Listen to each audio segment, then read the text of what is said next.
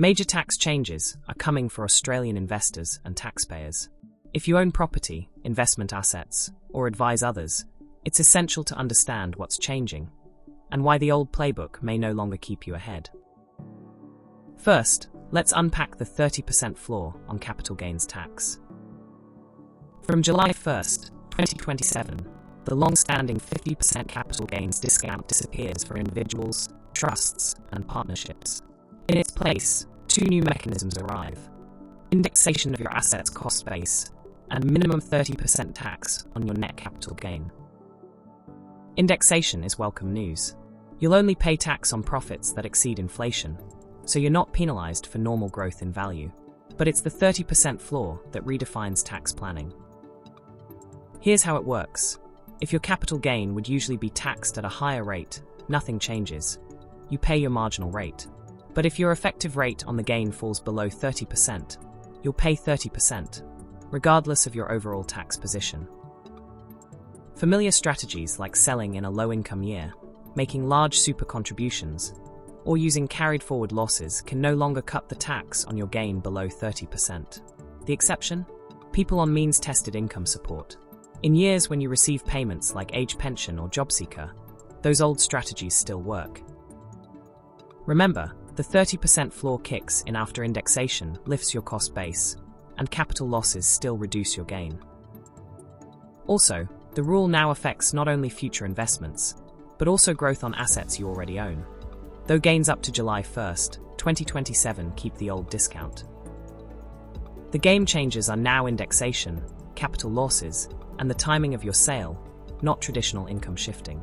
If you're holding significant unrealized gains, now is the moment to review your options. Early planning can make a real difference. Next, negative gearing. Headlines say it's gone, but for most investors, the new law is more nuanced.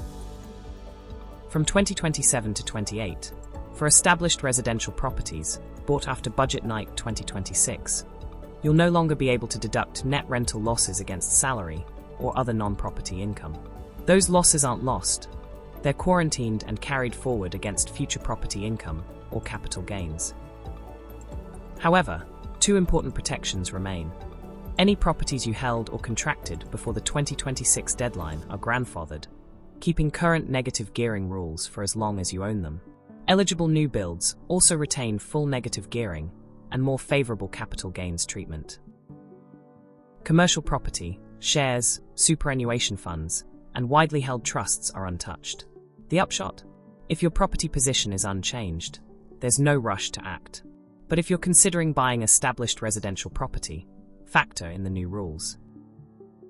Prioritize yield and cash flow, consider the advantages of new builds, and compare returns with commercial property. Another issue catching many by surprise: the single tax-free threshold. Everyone gets one tax-free threshold. The first $18,200 of income is tax-free. But if you claim it with two employers, they each withhold too little tax, assuming they're your only source of income. At tax return time, when incomes are combined, you can face an unexpected tax bill.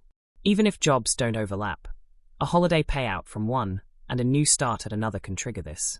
Also, second jobs may tip you into a higher bracket than either employer expected.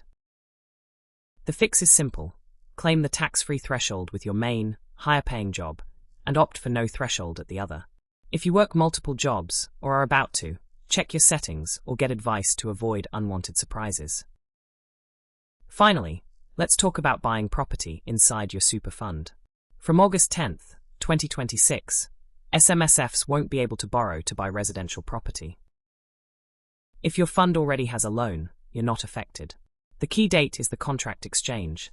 If you sign before August 10th, you're protected, even if the loan isn't yet approved or settlement is still ahead. For new agreements after that, only property used in a business, like commercial premises, will be eligible for borrowed purchase. With lending already restricted, banks may tighten further as the deadline nears.